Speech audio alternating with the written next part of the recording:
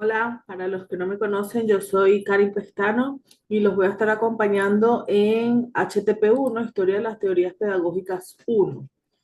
Bien, hoy vamos a estar hablando sobre la primera unidad que se relaciona con lo que es la unidad curricular, que es la historia de las teorías pedagógicas, la historia como área del conocimiento, las teorías que son y por qué es importante estudiar las teorías pedagógicas en sus procesos históricos. Eso es un poco de lo que vamos a trabajar hoy. Esta primera unidad se denomina Perspectivas teóricas en el campo de la historia del siglo XIX, ¿ok? Bueno, ese es uno de los temas. Pero lo primero que tenemos que ver o que tenemos que saber es qué es una teoría. Entonces, una teoría es un sistema lógico, deductivo o inductivo constituido por un conjunto de hipótesis en el campo de aplicación. De lo que trata la teoría es de un conjunto de explicaciones en general, ¿sí? Tiene algunas reglas o leyes, perdón, que permiten extraer consecuencias de esa hipótesis que se demostró al principio, ¿sí? Sirven en general las teorías para confeccionar modelos científicos, ¿ok? Que interpreten un conjunto amplio de observaciones y en función de esas observaciones se establecen consecuencias, se establecen esas reglas de las que les hablaba a partir de, bueno, axiomas, principios, supuestos, postulados, ¿ok? Entonces, eso es en general lo que sería una teoría, ¿sí? Tenemos que saber lo que es teoría para poder entender de qué va esta materia, ¿no? De qué va esta asignatura. Entonces, cuando nos dice que es un proceso que se construye a través de un sistema lógico que puede ser deductivo o inductivo, ahí también nos preguntamos, ¿eso deductivo qué es? Bueno, cuando nosotros deducimos algo, de ahí viene eso, estamos haciendo un razonamiento deductivo, es decir, a partir de contenidos generales vamos a llegar a conclusiones particulares. Fíjense en este ejemplo. Por ejemplo, todos los hombres son mortales, ¿no? Eso es un postulado. Eso es una cosa que está comprobada, ¿no? Todos los hombres son mortales. Ahora, si Sócrates es hombre, por ejemplo, la conclusión que yo puedo deducir de allí sería que Sócrates es mortal. Es deductivamente válida, es un argumento que es sólido, ¿ok? Y que nos hace ver que todas sus premisas son verdaderas. Esto sería de lo que se trata la deducción. Ahora, cuando trabajamos con teorías, también tenemos otra forma de llegar a esas consecuencias lógicas, ¿ok? Y es a través de la inducción. La inducción es al revés, a partir de cosas particulares, vamos a sacar hipótesis generales. Entonces, uno de los ejemplos clásicos para explicar esto es todos los cuervos, el ave, ¿sí? Todos los cuervos que hemos observado son negros. Todos los que han sido observados hasta ahora son negros. ¿Ok? Entonces, por lo tanto, como no ha habido otra observación diferente a un cuervo negro, se puede inducir que todos los cuervos son negros. De una idea general, ¿verdad? Perdón, de una cosa particular que es que los cuervos tienen esta característica que su plumaje es negro, podemos inducir a la hipótesis general de que todos los cuervos son negros, ¿no? ¿Para qué sirve esto? Bueno, esto es parte de lo que es la construcción del conocimiento. Nosotros vamos a estudiar historia de las teorías, por eso tenemos que saber lo que es una teoría. Y una teoría es una construcción de conocimiento. Y hacer esta construcción de conocimiento a través de lo deductivo o lo inductivo, eso es lo que vamos a ir viendo, cómo se van construyendo los conocimientos a lo largo de la historia, ¿no? Entonces, fíjense, por ejemplo, podemos ver paso a paso cada una de las cosas como son. ¿Qué es esa teoría? La teoría va a ser un conjunto de conceptos, de categorías, de proposiciones interrelacionadas que dan una visión sistemática a los fenómenos con el fin de explicarlos y predecirlos. ¿Ok?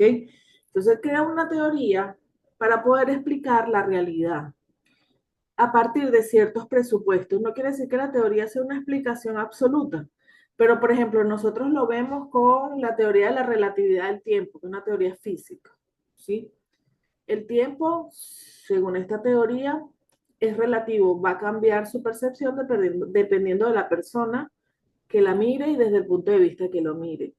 O por ejemplo, la teoría de la gravedad. Todo tiene un movimiento hacia el centro de la Tierra. Todo lo que sube, baja. Esos son postulados generales para explicar los fenómenos, ¿ok? Y para predecirlos. A partir de ahí, entonces yo siempre voy a tener esta visión del tiempo. Y a partir de ahí, siempre también voy a tener esta visión de los fenómenos físicos, de que todo lo que sube, baja, ¿ok? Muy bien, eso es lo que sí es una teoría. Ahora, ¿qué es lo que no es una teoría? Una teoría no es el conocimiento en sí mismo, ¿ok? Ella permite construir conocimiento, permite que se acceda al conocimiento, pero la teoría en sí misma no es el conocimiento, ¿ok? No es una llegada, es la posibilidad de una partida, ¿no? O sea, no es el fin último al que vamos a llegar cuando conocemos, sino que es una forma de comenzar a conocer, ¿ok? Una teoría no es una solución absoluta, sino que es la posibilidad de tratar un problema. ¿Okay? Esto lo dice Edgar Morin en su texto sobre educar en la era planetaria. ¿Sí? El pensamiento complejo como un método de aprendizaje en el error y la incertidumbre humana. Esta cita la tomamos de allí, de lo que no es una teoría. ¿Sí? Ahora, en el concepto que habíamos leído anteriormente, nos dicen que ellas pueden predecir, ¿ok? Bueno, no es que se trate de una fórmula mágica de que puede predecir cosas como tal y que no tenga ningún tipo de error. No, no se trata de eso.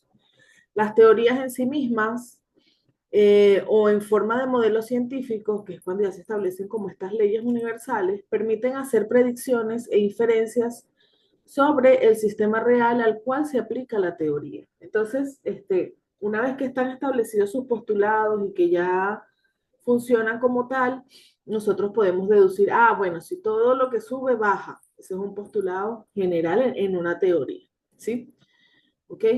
Las teorías generalmente o la vemos con mayor facilidad en las ciencias duras, en la parte científica, ¿no? En las ciencias sociales, en el área social, en la psicología, también en la sociología, en la historia, también hay teorías, ¿ok? Pero en algunos casos funcionan de manera diferente a las del método científico y eso lo vamos a ir viendo como tal. Digamos a las de, no el método científico, sino a las del área de la ciencia. Ahora, las teorías permiten explicar de manera económica, ¿verdad? Toda esa cantidad de datos experimentales, incluso esa forma de organizarlos a través de la teoría, nos permiten hacer esas predicciones sobre hechos que serán observables bajo ciertas condiciones que ya estén establecidas en esa organización de conceptos y categorías que son las teorías. ¿Ok? Muy bien, dentro de las categorías tenemos variables. Dentro de las teorías, perdón, tenemos variables. La mayoría de las teorías van a permitir siempre ser ampliadas a partir del contraste de sus predicciones con datos experimentales e incluso pueden ser modificadas o corregidas. Era lo que yo les decía al principio, no es el último, no es un fin, ¿ok? Sino que es un camino para el conocimiento y por eso las teorías pueden ser modificadas, ¿ok? Eso sí, una teoría tiene que ser de alguna manera verificable, eso sí.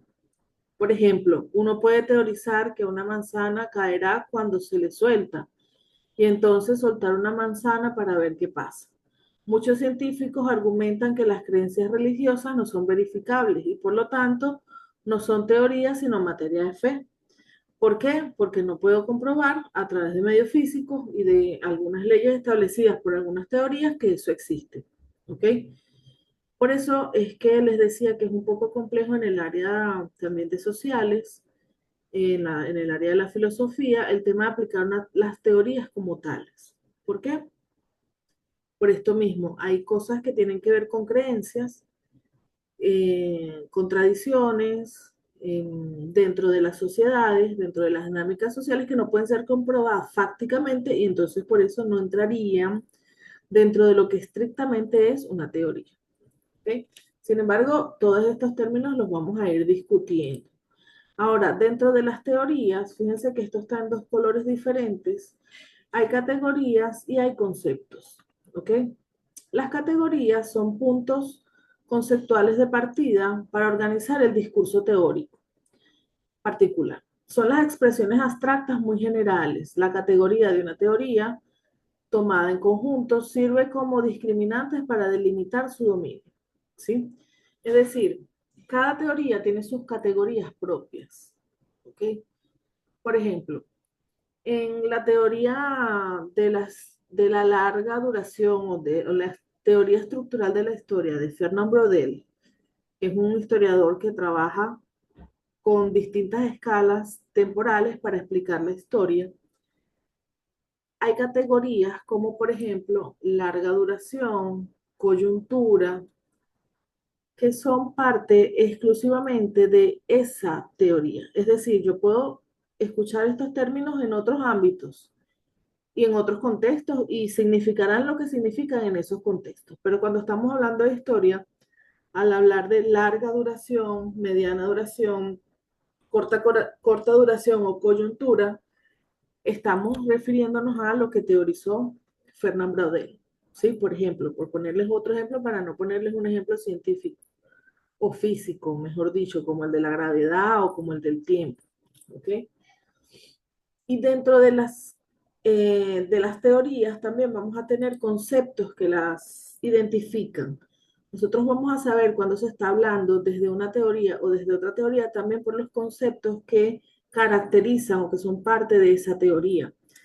Por ejemplo, este, los conceptos de dialéctica, enajenación, trabajo, son conceptos propios del marxismo, del materialismo histórico. ¿Okay? Yo pudiera escuchar estos términos fuera de esa teoría en otros contextos y significarán lo que signifiquen en ese contexto que estoy hablando. Pero cuando yo empiezo a hablar de historia y en la historia empiezo a aplicar estos términos, eh, contradicción de clases, fuerzas productivas, ya yo sé que estoy hablando a partir de la teoría marxista. ¿Por qué? La teoría materialista, la que elaboró Marx de la historia, nos habla de que el motor de la historia es este, ¿no? Entonces, esos son los conceptos claves que caracterizan esa teoría. ¿Ok? Esto es un poco complejo, por eso les decía que tenemos que reflexionar, tenemos que pensar, tenemos que abstraer en términos de la mente, el pensamiento, para poder entender todas estas cosas que son relativamente nuevas en relación a lo que es una teoría. ¿Sí? Vamos a ver que el conocimiento pedagógico se construye también con todas estas características, ¿no? Cada una de las teorías va a ser variable, va a explicar y predecir, va a ser verificable de cierta manera y cada uno de los autores van a tener sus categorías y sus conceptos que los identifican, ¿sí? Les pongo otro ejemplo de teoría. El origen de las especies, que fue que es como la primera teoría que explica de modo físico la evolución, el surgimiento y la evolución del ser humano y su existencia en el planeta. ¿Ok? Es una teoría ampliamente aceptada o fue una teoría que estuvo ampliamente aceptada durante un buen tiempo y todavía sigue siendo aceptada, pero también tiene sus detractores, por lo que les decía, él no es el conocimiento último, siempre puede ir a revisión una teoría, ¿sí? Hoy en día ya se sabe que las especies que llegaron al Homo sapiens no fueron evolutivas, algunas coexistieron, y en fin, hay una serie de discusiones en torno a esto. Sin embargo, eso no le quita que el origen de las especies siga siendo una teoría elaborada, comprobada, etcétera. Bien, fíjense en esta cita que tenemos acá. Esta cita es sobre el libro Una breve historia del tiempo de Stephen Hawking. ¿Sí? Fíjense lo que dicen acá sobre la teoría. Una teoría es buena si satisface dos requerimientos. Debe describir con precisión una extensa clase de observaciones sobre la base de un modelo que contenga solo unos cuantos elementos arbitrarios y debe realizar predicciones concretas acerca de los resultados de futuras observaciones. Por supuesto, él está hablando del área de la física porque era su área de especialidad. ¿Okay? Sin embargo, en las teorías que más conocemos son las de la física, ¿no? Por eso les traigo este ejemplo.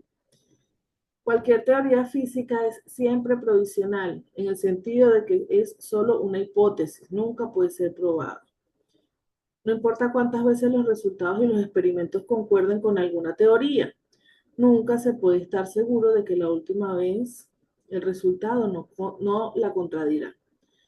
Es decir, puede ir cambiando en el tiempo esa teoría. Por otro lado, se puede refutar una teoría con encontrar solo una observación que esté en desacuerdo con las predicciones de la misma. Ya esto involucra entonces una revisión de las categorías, de los conceptos, del funcionamiento, de las predicciones, de los resultados, etc. ¿Sí? Muy bien, entonces vamos a ver otros términos relacionados con las teorías que venimos trabajando, ¿sí? ¿Ok? Dos de esos términos son paradigma y epistemología, ¿ok? Cuando hablamos de un paradigma, estamos hablando de un patrón, ¿sí? Un modelo, un ejemplo que debe seguirse en una situación determinada. Eso es, en líneas generales, lo que es un paradigma. Y esto es lo que vamos a ver en las teorías. Vamos a ver que las teorías son paradigmas en cierto sentido. Las teorías pedagógicas van a haber servido de modelo durante algún tiempo en las prácticas de la pedagogía, en lo fáctico de la pedagogía. ¿Ok? En un sentido amplio, el paradigma es una teoría o un conjunto de teorías que sirve de modelos a seguir. En la investigación científica, el término paradigma se usa para explicar los cambios o las revoluciones científicas. Bueno, esto lo dice Thomas Kuhn, quien introdujo el término de revoluciones científicas en 1975. Y para Kuhn lo que dice es que un paradigma se agota y cuando este se agota, genera contradicciones dialécticas y da surgimiento a un nuevo paradigma después de una revolución científica. ¿Okay? Entonces, vamos a ver también que el paradigma no es simplemente una teoría, ¿no? También puede ser un conjunto de teorías, es decir, varias teorías pueden formar parte de un paradigma también, ¿sí? Ahora, hay algo más grande que el paradigma, que es el metaparadigma. Y ahí vamos a tener una serie de conceptos que son globales, ¿ok? Que identifican a los fenómenos particulares de interés para una disciplina y este nivel de conocimiento es el más abstracto de todos, ¿no? En general, partimos de dos super paradigmas o dos metaparadigmas que son el científico y el precientífico. Todo lo que se teorizaba antes de que el conocimiento se cientificizara o se convirtiera en ciencia, y todo lo que sucede a partir del siglo XIX cuando se cientificiza el conocimiento y entonces todo pasa por el tamiz de la ciencia. ¿Ok? Entonces vamos a ver en esos niveles los metaparadigmas y los paradigmas. ¿Ok?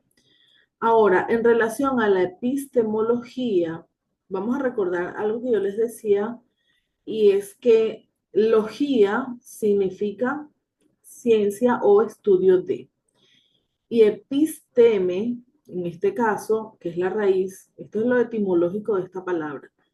La raíz, el episteme es el conocimiento. Entonces la epistemología viene a ser algo así como la ciencia del conocimiento.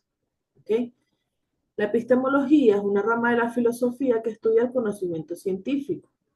Analiza, evalúa y critica los problemas que presenta el proceso de su producción de conocimiento científico. Su función es analizar los preceptos que se emplean para justificar los datos científicos, considerándolos factores sociales, psicológicos, históricos. ¿Okay? Entonces el conocimiento no es solamente el conocimiento en sí mismo, es el contexto en el que se inserta ese conocimiento también. Todo esto lo estudia la epistemología. ¿Ok? Bueno, y dentro de la epistemología tenemos pequeñas unidades, sería un concepto también, que son los epistemes. ¿Ok? Los epistemes en griego antiguo significa conocimiento o ciencia y es el conocimiento exacto, es a lo que se llega, aquí sí es la finalidad. ¿Okay? El episteme también puede referirse al conjunto de conocimientos que condicionan las formas de entender e interpretar el mundo en determinadas épocas. ¿Okay? El episteme es el conocimiento que nosotros tenemos sobre alguna cosa, que puede ser a partir de verdades y cosas comprobadas, pero también puede ser a partir de ideas erróneas, pero repetidas por tradición. Entonces, la ciencia o el conocimiento no es exacto como tal, ¿no? Sin embargo, hay ciertos parámetros de exactitud. Bien. Ahora bien, vamos a ver un poco más amplio el tema de lo que es la historia, ¿no? Ya vimos lo que es la teoría, porque esta materia se llama Historia de las Teorías Pedagógicas. Entonces vamos a ver un poco ahora lo que es la historia, ¿sí? ¿Qué es la historia? Bueno, eso es una pregunta que para responderla se han escrito libros de 400 y 500 páginas respondiendo nada más qué es la historia, ¿no? Nosotros vamos a ver acá, por lo que nos corresponde, por la materia que estamos viendo, las principales teorías de la historia a partir del idealismo, el materialismo y el positivismo. No son las únicas, no son las primeras, pero son las que han tenido mayor influencia porque a partir de ellas se han generado múltiples categorías, múltiples teorías cuyas categorías hacen referencia a estas ideas principales, a estas teorías principales, ¿ok? Entonces, bueno, en primer lugar vamos a hablar de estas tres. El idealismo de Hegel, el materialismo de Marx y el positivismo de Augusto Comte. Ya vamos a ver de qué se trata. Fíjense, la historia que se hace o lo que hace la historia es que verse sobre los seres humanos. Es decir, cuando se trata de hablar de los seres humanos, de la interacción social, de acciones sociales, eso es historia. Porque si, por ejemplo, yo me pongo a contar la historia de la Tierra, todos los cambios que ha tenido, todas las glaciaciones, todos los calentamientos globales que ha habido antes de el que estamos viviendo ahora, que no sabemos si es calentamiento o es solamente una fase geológica, eso sería, no sería historia de la Tierra, o sí, historia de la Tierra, pero eso es geología también, ¿no? Es como una ciencia más exacta, más medible. Lo que hace que sea historia es que trate sobre los seres humanos y sus interacciones, su huella a través del tiempo y en las sociedades, en la dinámica social. ¿Ok? La historia la podemos ver como un proceso, ¿no? Que es el conocimiento de lo que ha sucedido en el devenir de la existencia de los seres humanos. También la historia la podemos ver escrita como conocimiento a través de la historiografía, ¿ok? Y también existe la historia de nuestros conocimientos construidos. Y es aquí donde vamos a trabajar nosotros, ¿no? Porque hay muchas facetas de la historia, pero nosotros vamos a trabajar la historia de los conocimientos que se han construido en relación a la pedagogía. Eso es lo que nos interesa. El término de historia es mucho más amplio y pudiéramos aquí tener millones de videos explicando qué es historia y las múltiples formas de hacer la historia, de entenderla, de comprenderla, pero ese no es el tema que nos ocupa. A nosotros nos interesa la historia de nuestros conocimientos dentro de la pedagogía. ¿Ok? No hay experimentos en la historia, pero Icahn explica que lo que le da sentido a la teoría de la evolución, por ejemplo, a la teoría de la que acabamos de hablar de Charles Darwin, es su carácter de proceso histórico. ¿Ok? Entonces, no podemos hacer ciencia exacta con la historia, pero lo que le da sentido es eso evolutivo que hay en ella. Que, bueno, es discutible eso de que sea evolutivo, ¿no? Por lo menos que sea en el devenir, ¿no? Porque hay avances y hay retrocesos, no siempre vamos en avance y en ascenso, ¿no? Hay retrocesos, hay caídas, pero bueno, estas son formas de ver la historia. ¿Ok? Luego vamos a ver que en la historia no hay leyes universales como en la teoría de la relatividad, como en la teoría de la gravedad, de la ley de gravedad. O sea, no hay ese tipo de leyes universales. ¿Ok? Sin embargo, se adoptan las leyes de otras ciencias que ya están comprobadas, dependiendo de la naturaleza de la historia que se quiere construir, y en definitiva no tiene un cuerpo de verdades demostradas, ¿no? Por eso es que se discute el tema de que si la historia es una ciencia o no es una ciencia, porque no va a tener un cuerpo de verdades demostradas. ¿Ok? Y por último, otra de las consideraciones que vamos a tomar aquí es que cada hecho histórico es único e irrepetible en el espacio. Por más que se parezcan dos hechos históricos, por más que haya coincidencia, por más que se repitan algunas cosas, ningún hecho histórico va a ser igual a otro, primero por el tiempo, porque ocurren en dos tiempos diferentes. Y el espacio, aunque sea el mismo lugar, el espacio sufre transformaciones a través del tiempo. Entonces, por eso que ningún hecho histórico puede ser exactamente igual a otro, porque el tiempo y el espacio son absolutamente dinámicos, no se paran, siempre están en constante movimiento y transformación, ¿ok? Entonces, por más que se dé un hecho específico en un tiempo y en un espacio, y ese mismo hecho se vuelva a repetir, nunca va a ser en el mismo tiempo y en el mismo espacio, porque ya este tiempo y espacio han cambiado cuando ese hecho histórico vuelve a ocurrir, que nunca es igual, ¿ok? Muy bien. Bueno, vamos a hablar de eso, de lo que estamos hablando, de lo que son esos metaparadigmas en las teorías de la historia. ¿Cómo lo podemos ver? ¿Sí? Recuerda que habíamos hablado que los metaparadigmas son un poquito más grandes que los paradigmas y que dentro de estos metaparadigmas hay paradigmas más pequeños. ¿Ok?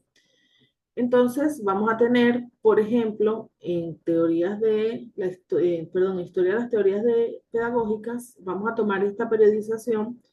No quiere decir que sea lo más exacto, pero es lo que vamos a tomar, ¿sí? Vamos a tener un metaparadigma precientífico, que es previo a la definición de ciencia, es intuitivo o religioso. También puede ser, cuando veamos el positivismo, vamos a ver que es lógico, mágico, metafísico. Hay otras explicaciones que no son necesariamente las científicas. Y la humanidad se desenvolvió muy bien durante todo este paradigma y se crearon muchas teorías allí, ¿no? Luego, a partir entre el siglo XV y el siglo XIX, empezamos con ese cientificismo, ¿no? Es la creación de las ciencias como conocimiento y de la historia en el siglo XIX como una ciencia social. Luego vamos a tener que en el siglo XX tenemos la modernidad y el cuestionamiento al cientificismo en el siglo XX, perdón. ¿Ok? Y por último, vamos a tener en el siglo XXI que hay una especie de, algunos lo llaman posmodernidad, yo no estoy muy de acuerdo con ese término, o la actualidad, o ese cuestionamiento a lo que ha venido siendo la modernidad en sí misma, ¿no? La idea de modernidad. Sin embargo, para los efectos de nuestra materia, vamos a tomar como metaparadigmas el metaparadigma científico que iría desde las civilizaciones griegas, ¿verdad? En el siglo VI antes de Cristo hasta más o menos el siglo XIX, ¿sí? Cuando se cientificiza el conocimiento. Y a partir de ahí vamos a tomar el resto del tiempo histórico grande, de esa larga duración, como les explicaba que decía Brodel, vamos a tomar este paradigma como científico, ¿sí? Entonces, de este lado tendremos lo que sería precientífico, ¿sí? Y de este lado tendríamos lo que es el paradigma científico. Metaparadigma, ¿sí? Perdón. ¿Okay? Entonces, dentro de estos dos metaparadigmas vamos a ver dónde se incluyen esas teorías de la pedagogía, ¿ok? Así es como vamos a ver el tiempo en esta materia, en esta unidad curricular, ¿ok? Muy bien. Ahora, vamos a ver que tenemos tres visiones fundamentales que se toman como base para explicar las visiones que se tienen sobre la historia. ¿Ok? La primera visión o la visión de esas visiones clásicas de la historia es la de Georg Wilhelm Friedrich Hegel, un alemán, filósofo muy influyente, cuya visión es idealista, es de las ideas, pero no es de las ideas de lo que nosotros pensamos hoy en día que es las ideas, ¿ok? Sino que es a partir de una visión idealista, filosófica idealista, entender cómo se construye el conocimiento, ¿sí? Las categorías dentro de la teoría idealista son el espíritu, el individuo y la dialéctica entre las tesis, la antítesis y la síntesis, que serían los conceptos, ¿ok? Para Hegel, la dialéctica del espíritu es lo que motoriza la historia, ¿sí? Y la historia, los seres humanos somos los que hacemos la historia, claro, pero nosotros somos parte de ese espíritu. El espíritu lo coloca como un ente o lo explica como un ente que es superior a la existencia individual, ¿sí? Es una existencia superior y esta existencia se está evolucionando constantemente, increciendo también, es una evolución que va hacia un progreso, que va progresando progresivamente, valga la redundancia también, y que está buscando convertirse en absoluto. Eso es lo que pasa con Hegel. Hegel nos explica que el espíritu a través del tiempo va evolucionando y su propósito es convertirse en el absoluto. Entonces, cada época de las civilizaciones humanas significa un paso más en ese progreso y en cada época ese espíritu se ve representado en los individuos. Entonces vamos a ver que el espíritu, para verlo en términos físicos y que podamos hacer una comparación, el espíritu es el mar, el océano, un océano. Y los individuos seríamos gotas dentro de ese océano. Estaríamos allí todos interactuando y evolucionando hasta tratar de llegar a lo absoluto, a convertirnos, a realizarnos en lo absoluto, a hacer lo que estamos destinados a hacer según Hegel. Ese sería el destino de el espíritu. ¿Ok? ¿Cómo pasa esto? Bueno, se establece en las civilizaciones, se establecen, por ejemplo, una tesis, ¿sí? Platón nos habla del mundo de las ideas, del mundo sensible, y nos dice que tenemos que llegar al arjé, que es el fin último de estadio del conocimiento, pero allí no llegan todas las personas, sino solamente los filósofos. Eso es lo que nos plantea Platón. Muy bien. La tesis es la manifestación del espíritu, pero después aparece una antítesis. ¿Ok? Por ejemplo, Aristóteles, que fue discípulo de Platón, le dice a Platón, está bien tu mundo de las ideas, y está bien que el filósofo llegue al mundo de las ideas, pero el filósofo no puede llegar al mundo de las ideas o a ese mundo metafísico, le cambia el nombre además, sino a través de la razón, de pensar. Entonces hay un nivel inferior también dentro del individuo que forma parte en este proceso. Entonces, como son ideas contradictorias, la antítesis es el espíritu en conflicto, ¿sí? Entonces hay una tesis y hay una antítesis, ¿sí? Muy bien. Yo estoy colocando el ejemplo de Platón acá y estoy colocando el ejemplo de Aristóteles acá, ¿no? Entonces, a partir de allí, después, bueno, viene un proceso histórico amplio de varios siglos en el que se cae el imperio griego, se erige como dominante el imperio romano, surge la iglesia católica como poder político y los dogmas de fe de la iglesia católica siempre estuvieron basados en Platón, en las ideas griegas de Platón. Se fueron transformando y se fueron construyendo, siempre tomando como base el cuerpo de Platón, de de ideas de Platón. Sin embargo, con Averroes, Avicena, los pensadores árabes, San Alberto Magno, una cantidad de intelectuales que empezaron a cuestionarse esos dogmas de fe y que Santo Tomás de Aquino viene siendo también parte de esa evolución de la forma de pensar los dogmas de fe y se descubren Aristóteles, se retoman los textos de Aristóteles que se habían perdido, bueno, en las guerras, durante todas esas confrontaciones, y se retoma el concepto de razón. Entonces, en Santo Tomás de Aquino vamos a ver una síntesis, porque para él entonces ahora el conocimiento necesita a la fe, que estaba basada antes solo en lo platónico, pero también necesita a la razón, que ahora está basado en lo aristotélico, y hace una especie de síntesis. Entonces la síntesis va a contener a la tesis, a la antítesis y va a proyectar una nueva tesis.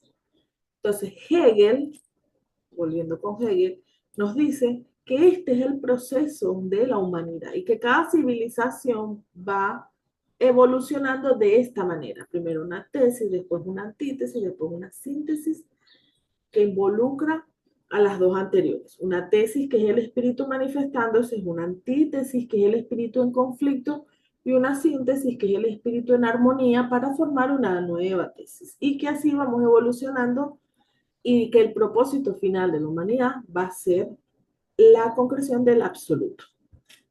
¿Ok? Entonces acá tenemos algunos ejemplos de la identificación con el ideal griego, ¿verdad? A la identificación especulativa con el cristianismo. Ahí tenemos el mismo proceso. Tesis, antítesis, síntesis. De la revolución a la reforma. ¿Sí? Estos son procesos que sucedieron dentro de la Iglesia Católica como poder político. ¿Ok? De la bella democracia a la monarquía racional. ¿Sí? Entonces está hablando de procesos históricos. Y esto es lo que ustedes van a leer en las lecciones de Filosofía Universal de Hegel, que tienen que leerlos, uno de los temas, para que vayan entendiendo a qué se refería esto. ¿Ok?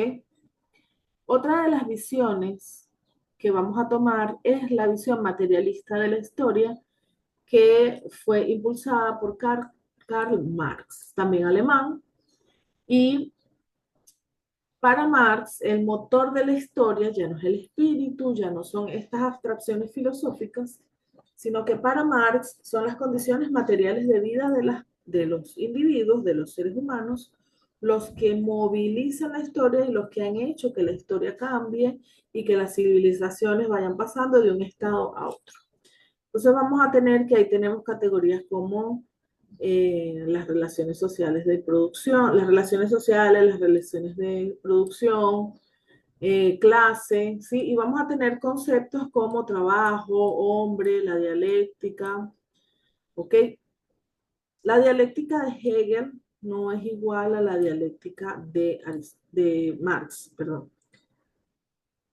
Marx nos dice que la dialéctica en su teoría se produce entre las relaciones sociales de producción y el agotamiento de los modos sociales de producción. ¿Ok?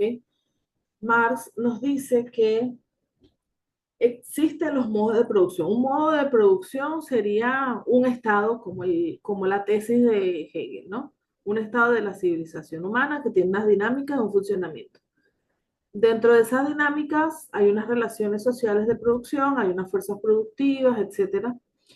Y toda esa dinámica entra en conflicto. Cuando entra en conflicto, se agota ese modo de producción.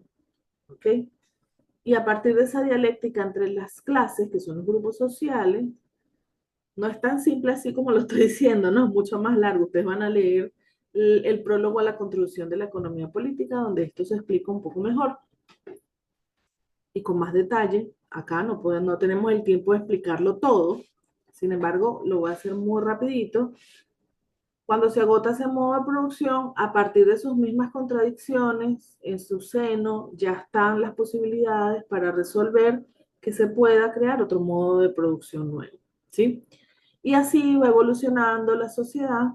Y el fin último para Marx también es teleológico. Esta visión que va desde el caos hacia el progreso, desde un pasado incipiente, caótico, hacia una evolución mejor, progresista, gloriosa, etcétera, es una visión teleológica. Un telios es un fin, es una visión como lineal de la historia, que no siempre es así, que hoy en día se entiende que la historia no es así, que tiene avances, que tiene retrocesos, subidas, bajadas, caídas, etcétera, ¿no? Pero bueno, estas son las visiones clásicas de la historia. Entonces, para Marx existen solamente dos formas, ¿no? Que son las sociedades precapitalistas, y ahí explica el modo de producción en la antigua Asia, explica el esclavismo y explica el feudalismo, ¿no? ¿Ok? Para hablar de las sociedades primitivas se refiere a los modelos de producción que había en Asia, y cómo esto fue deviniendo a través de la dialéctica, el agotamiento a las relaciones esclavistas, que nosotros lo vamos a ver en el mundo griego, ¿sí? Cómo eran esas relaciones esclavistas. No es como las relaciones esclavistas que nosotros entendemos en nuestro proceso histórico. No es literalmente así, porque nuestro proceso histórico en América con la esclavización africana y sus descendientes fue diferente, ¿no?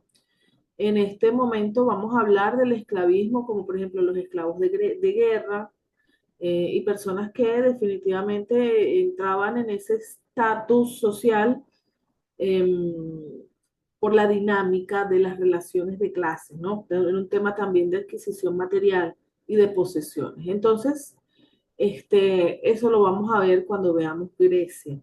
Y el feudalismo, que es otro tipo de relaciones que también deviene en cierta medida de ese esclavismo, que es cuando la tierra toma forma de materia prima muy preciada para la producción, y entonces se genera una clase de señores feudales con sus siervos, pero esto también entra en contradicción, y a partir de ahí surge el capitalismo incipiente, ¿no? Entonces, después, bueno, vienen todos los tipos de capitalismo, el mercantilista, hasta llegar al de ahora, que es el financiero y todo lo demás. Y como fin último, Marx plantea que tenemos que llegar a la sociedad comunal, donde la propiedad sea distribuida de forma equitativa en términos de comunidad. ¿Ok? Esa es su visión de cómo o hasta dónde debería evolucionar la sociedad. ¿Ok?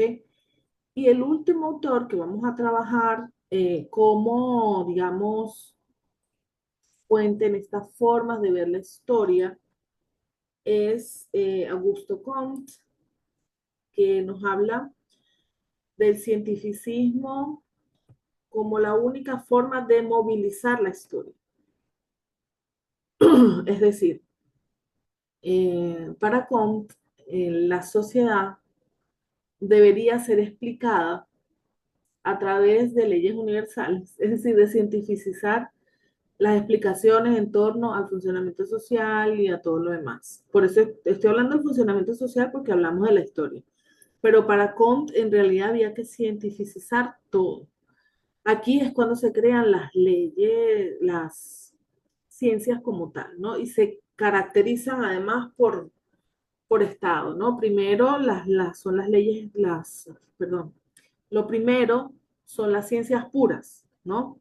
O las ciencias duras o fácticas, las matemáticas, la mecánica, que hoy en día es la física, la química, la biología, y después va deviniendo en las ciencias sociales, después viene la psicología, eh, la sociología, y bueno, y ahí va decreciendo. La historia es una de las últimas áreas del conocimiento que se toma como ciencia según esta cientificización del conocimiento y esta organización de los saberes. ¿Ok? Para Augusto Comte, las categorías dentro de su teoría son ciencia, leyes universales, y tenemos conceptos como el comportamiento, la observación. Su visión es inductiva, siempre a priori, siempre sacando de cosas particulares teorías generales. Recuerden lo que hablamos de la inducción y la deducción, ¿sí? ¿Ok? Para Comte, la historia, lo observable, lo medible y lo comprobable a través del método científico es lo que moviliza la historia. Si no, no hay historia. También tiene una visión teleológica que va desde el pasado hasta el presente, ¿ok? Y nos dice que la humanidad ha pasado por tres fases.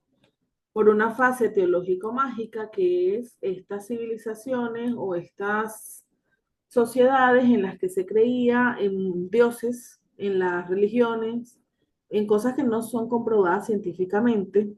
Sí, ya lo habíamos dicho cuando hablamos de las teorías.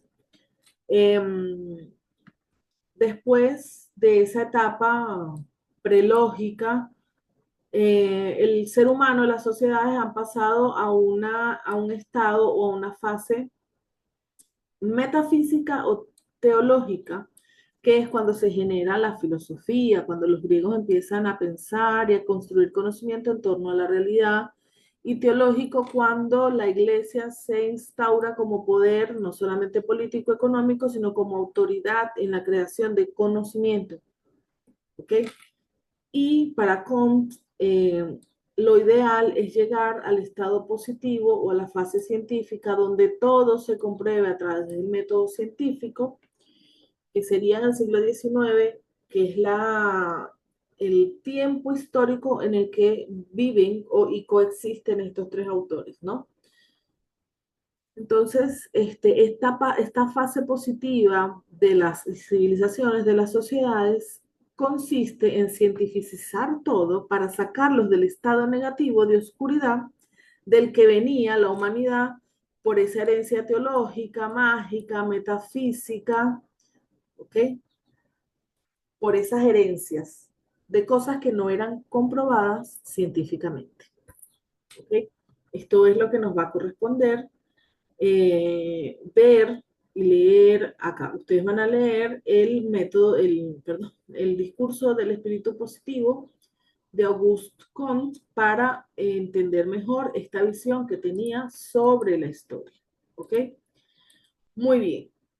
Ahora vamos a ver que en el siglo XIX todos ellos pensaban que estaban en el cenit de la humanidad, digamos, el proceso histórico en el que estaban viviendo, que había una especie de bonanza en términos intelectuales, que en términos económicos también, porque tenían las colonias de América, y digamos que había cierta fase de desarrollo de la humanidad que se expresa en sus producciones culturales, en la creación de nuevas áreas del conocimiento. Entonces se pensaba que estaban todos como en el tope de la humanidad, ¿no?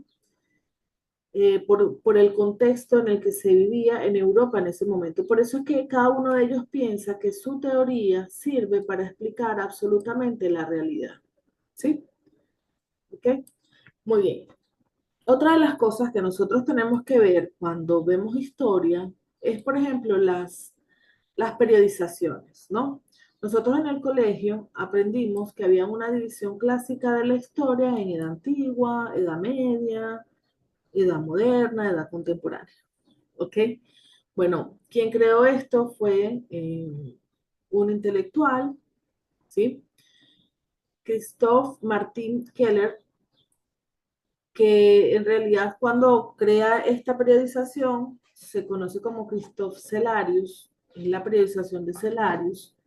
Fue historiador, filósofo, orientalista, un académico de lo que hoy es Alemania, ¿no? Germánico, y fue muy famoso porque fue el primero que estableció la división clásica de las edades en la historia, y lo hizo en un manual de historia escolar, donde empieza a hablar de la historia antigua, que fue editado en 1685. Y luego esta misma visión de la historia se reprodujo en otro manual de mayor difusión que se llamaba Historia del Medioevo, ¿verdad? Era una historia medieval y fue publicado un par de años más tarde que la primera. Lo interesante de esto y por qué lo estamos trayendo acá, es que esta es la visión clásica que tenemos de la historia, porque es la historia que nos enseñan en la escuela.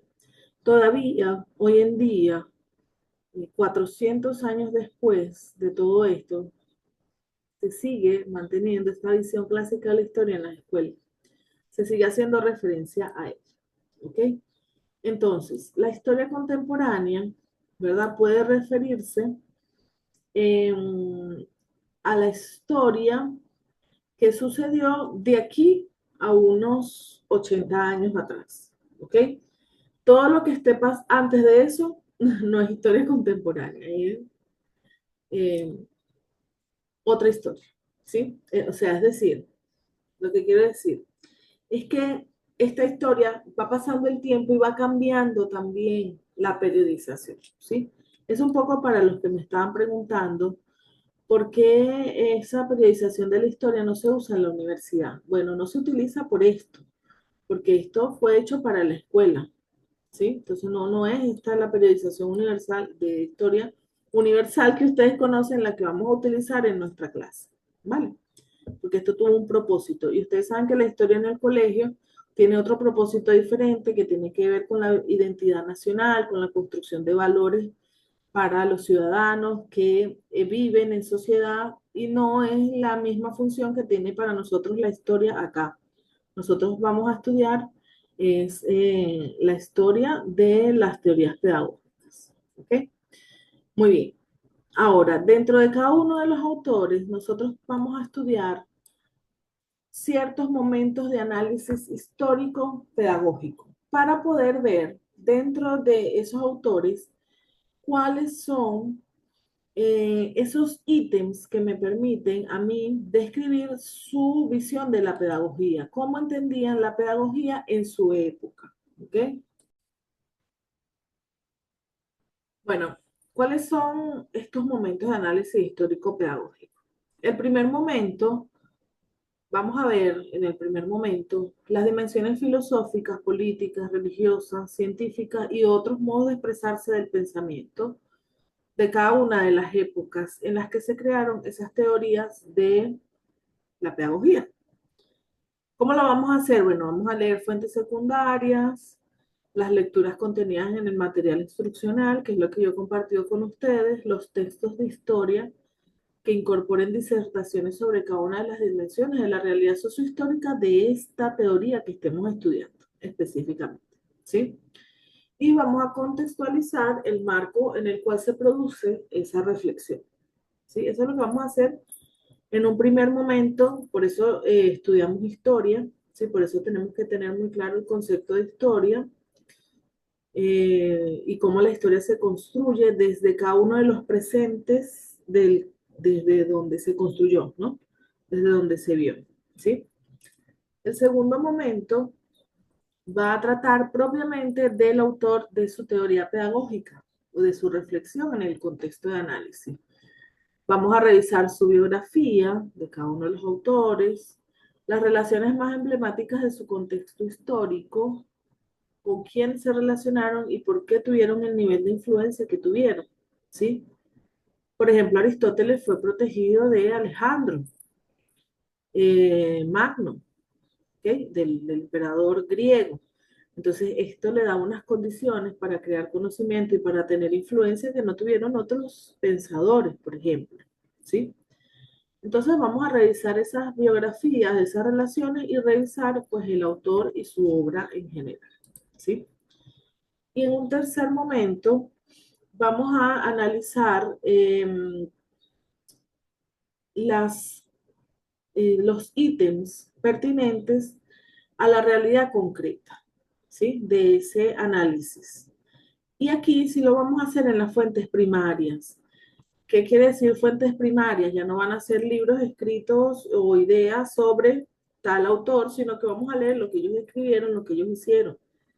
¿Sí? Por ejemplo, de Platón vamos a leer una parte de la República, una parte de las leyes, que son dos de sus grandes diálogos. De Aristóteles vamos a leer la Ética Nicómaco, ¿sí? Y así, cada uno de los autores vamos a trabajar un poco con sus textos. ¿Y de qué se trata esto? Bueno, en primer lugar, vamos a poder ver la concepción o las ideas que se tenían sobre el hombre, hombre como humanidad, ¿no? Como individuo, hombres y mujeres. Los fines de la educación, para qué se educa, ¿sí? ¿Ok? Y dentro de eso podemos ver, bueno, lo que era la concepción de alumno. Bien, la concepción del alumno y del docente y su relación, la relación entre quien enseña, quien aprende, si el aprendizaje es mutuo, ese tipo de cosas las vamos a ver allí en sus textos. La organización escolar, ¿ok? Es otro de los puntos que vamos a ver, cómo se debería organizar la escuela según estos pensadores, quiénes debían acceder al conocimiento, cómo lo harían y por qué, en cada uno de los autores. Luego tenemos la concepción del método de enseñanza, cómo se va a enseñar, cómo se va a producir el conocimiento, ¿sí? Luego vamos a tener a quienes estará dirigida la educación, porque la educación, no crean ustedes que eso es ahora, que no es para todo el mundo, ¿no? Eso siempre ha sido así. El acceso a la educación, a pesar de todo el desarrollo que ha tenido la humanidad, sigue siendo limitado para un grupo de personas. No es para todo el mundo, por más amplitud que haya en las leyes y todo lo demás. La calidad, el tipo de educación va a variar dependiendo de las condiciones materiales de cada una de las personas, de los individuos, de los grupos sociales a los que pertenezcan, de las relaciones eh, que tengan, ¿sí? Muy bien. Luego vamos a ver, en sexto lugar, las ideas políticas que se extraen de esta forma de ver, o sea, qué tipo de gobierno, de gobernantes o de instituciones expresadas a través de normativas y leyes se pueden generar o se han generado con estas teorías pedagógicas, ¿sí? Y por supuesto ahí los conceptos de hombre, de sociedad, de moral, de ética, de religión, cómo se veían estos conceptos dentro de esa sociedad o en la sociedad que se proyecta con estos métodos educativos, cómo será, ¿no? Y por último, la crítica a la educación del momento. Siempre hay críticas a la educación del momento. ¿Por qué no está funcionando? ¿Por qué sí está funcionando? ¿En qué se funciona? ¿En qué no funciona? ¿Está cumpliendo con su finalidad? ¿No lo está haciendo? Este tipo de críticas siempre van a aparecer en, digamos, en los análisis que hagamos de las pedagogías, ¿sí? ¿Ok? Y siempre en todas las épocas históricas va a aparecer críticas al sistema, ¿bien? Muy bien.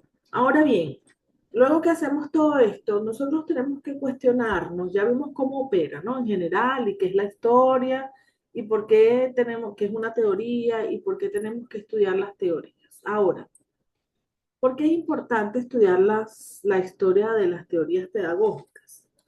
Bueno, fíjense, aquí hay algunos extractos de los textos que ustedes van a leer. Ustedes van a leer la introducción de los manuales que yo estoy citando aquí para ver un poco la reflexión en torno a la importancia del estudio de las teorías pedagógicas, ¿sí?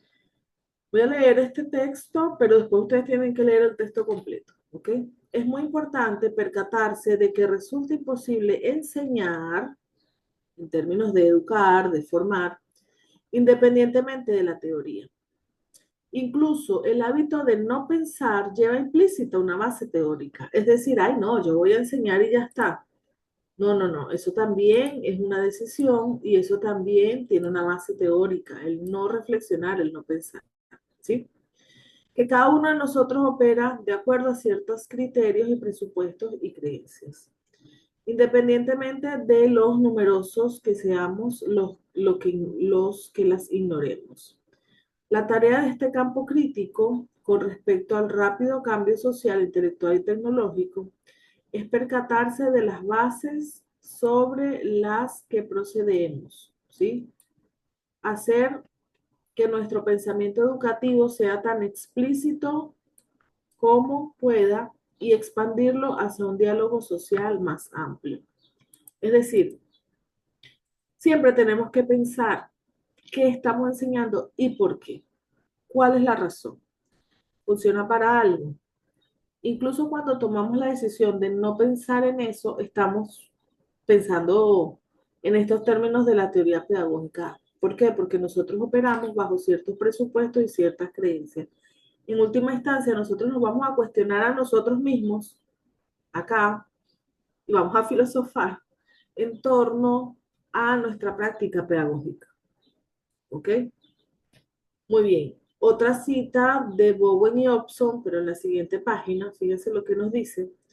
El maestro contemporáneo necesita más que la simple adquisición de cierto número de técnicas con un cuerpo de conocimientos al respecto. Es decir, yo no solamente voy a aprender pedagogía, didáctica, estrategias y todo lo demás. No, eso no es lo único. Eso es importante, pero no es lo único. Necesita un punto personal desde donde ver su función como maestro, con todo lo que implica esa función, debido a que todas las tradiciones, creencias y autoridades se ponen en tela de juicio. El maestro está obligado a distinguir lo que es importante en la educación y el papel que ésta debe desempeñar en la sociedad. Tal ejercicio es necesario además para que el maestro sea independiente y participe conscientemente del sistema educativo. El maestro en la actualidad necesita desarrollar su propia filosofía de la educación.